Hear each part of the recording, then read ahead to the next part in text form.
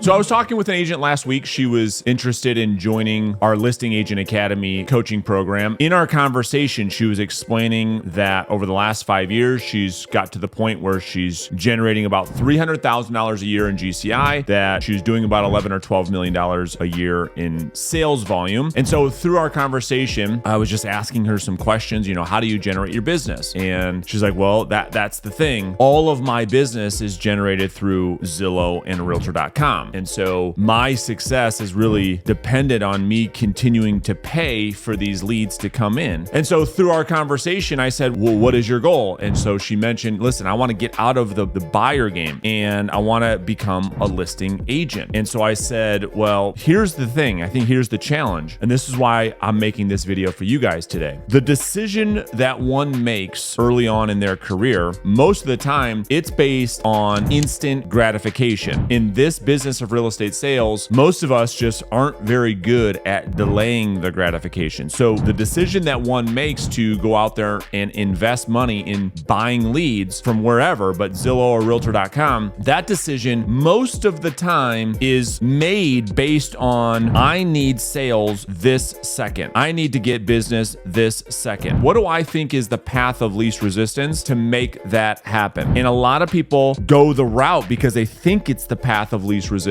to buying leads. Now, when they make that decision, they're not thinking of something that we call second order consequences. And that's really what I want to talk about. And I'll share my conversation that I had with this agent. So we start buying the leads because we say, okay, well, I've got a couple different paths here. I can go out and generate my own leads through direct outbound prospecting, but that's very, very difficult. So I'll just pay a company and then they'll generate the leads for me. So this agent did that. She became pretty successful in doing that. But now here were the challenges that she was outlining with me 5 years later. And I said, well, what's the problem? I mean, because you're generating a good income. What is the issue that you're trying to solve? Why not just keep doing what you're doing right now? It seems to be working. She said, yes, it is. However, I have to work every single night. Most weekends, I'm showing property all weekend long. My margins are low because as these companies start to charge more and more and more money for these leads, and now Zillow is doing the whole flex program where they're taking a 35% referral, my margins and my profit is going down at the same time where I'm having to work more. Not only that, Brandon, here's the other thing she told me. She said, here I am in my 6th year in business and I'm still having to chase leads because I have no referral business. Because what I found in investing in these internet leads is that we almost become a commodity, we being real estate agents. And so she was sharing with me, listen, after doing this for 5 years, I don't have a database. I don't have a sphere of influence. I don't have repeat and referral business. I have to continue to buy leads, convert those leads. And after I close those leads, it's rare that I ever talk to those people again for whatever reason. I was like, well, why is that? And she's like, I don't know. It's just a turn and burn model. I just buy these leads and convert them as fast as I can because I got to try to turn a profit. And now I'm stuck in this hamster wheel. Why am I making this video? What is the point that I'm trying to make here? Well, here's the deal. If you are thinking in terms of long-term success, which I know most say that they are, there perhaps is a different decision framework that we might want to consider. And so it has to do with second order consequences. And so what is this decision that I'm making today that seems to make sense to solve my instant problems? As a byproduct of making that decision, what are the downstream impacts of this decision today that maybe I'm not considering that I ought to consider? And so when we look at, as an example, buying internet leads, no one thinks when they give that credit card to a company to buy leads, no one thinks in terms of what does that mean long term? I'm thinking, okay, I got to sell a house, but I'm not thinking about if I continue down this path, I won't have time to build a database. It's most likely that it's going to be a buyer-centric business model, which if that's what you want, fine. That means I'm going to have to work most nights, most weekends away from my family. That means it's likely that I won't build a business long term that is based on repeat and referral business because my business is simply a byproduct of me feeding the machine, giving my credit card, paying money every single month in exchange for these humans that I have no relationship with. They don't care about me and I've got to turn and burn. No one's thinking about those things initially. Well, there's a different model. And what I always tell agents that I coach is that the goal of this business, It's a very, very difficult business. All of you know that real estate sales is very, very difficult. The goal of the business is to, in fact, build a solid foundation, and that foundation is the database. The goal one day is to wake up in 5 years, 6 years, 10 years from now, and most of you, if I would ask you, are you planning on being in this business in 10 years? Most of you would say, yes, I am. If that is true, and only time will tell, the goal is to build a database that when you wake up in 10 years from now, that you're not having to chase Zillow leads. You're not having to hold open houses on the weekend. You're not having to call for sale by owners or expired listings. No, you put in the work to build a database that now generates repeat and referral business to generate a lifestyle that you absolutely love, a business that you absolutely love, not a business that you resent. And this is what this agent was telling me. She's like, yeah, I'm making decent money, but I resent my business and I am a slave to my business, because the second I stop paying these huge fees for these leads, my business is gone. And so what is it that I am recommending that you do? Well, this is why I'm such a huge proponent of generating your own business, both through direct outbound prospecting and content marketing. So as you're contacting or communicating with homeowners direct, building a listing-based business through direct outbound, we're building a database of homeowners that are going to sell at some time in the future. And through that nurturing process, you actually build and establish relationship with those clients, because it's a lot different when you list someone's home and you've been following up with them for 6 months. Now you have a relationship. That person goes into the database and you continue to nurture those people when they're in the database. Those people start to come back and do business with you. Those people start to refer you to people that they know. This is the foundation that I talked about earlier in this video, that you're building that solid foundation of real relationships. It isn't a turn and burn business. And we do that through direct outbound prospecting. The other way we do that is through inbound lead generation or through content marketing. So as we're building the now business through direct outbound, we're building the inbound lead machine at the same time through content. Now you have both of these things happening at the same time. You're building a database that can serve you for the rest of your career. And this is why I'm not a fan of buying leads, because the very thing that we're all trying to accomplish in our business, which again is to build a predictable, sustainable, long-term business that generates repeat and referral business. I'm not talking about 1 or 2 referrals a year. I'm talking about doing 30, 40, 50 deals a year based on past clients, repeat and referral business. The only way in which you can do that is by building the database. And if you're just constantly just trading your credit card for strangers, it's going to be very difficult for you to do that long term. And so certainly you've got to do what you've got to do. I get it. But I think that when I thought about today's video, the thing that pains me the most is to see great people in this business chasing strangers 10 years after being in this business. That just tells me that that entire time, for the entire 10 years they were in this business, all their decision making up to this point have been based on instant gratification. And what I'm hoping or suggesting or recommending that you consider, at least, that has served me so well, is to have a decision-making process that you follow that is more geared toward long-term thinking, second-order consequences, to say, we're based on this decision, where am I going to end up long-term? What's going to serve me long-term? Being okay delaying the gratification and bringing that into how you make decisions today. And so hopefully that story helps you figure out, okay, well, yeah, if I'm going to buy leads now, that's fine, but I have to build some other pillars in my business that continue to serve me long term, so I can actually build a pipeline of business that I can rely on long term, and I don't have to be held captive or be a slave to my business or be a slave to these internet companies that I have to continue to pay for life if I'm going to continue to be successful in this business.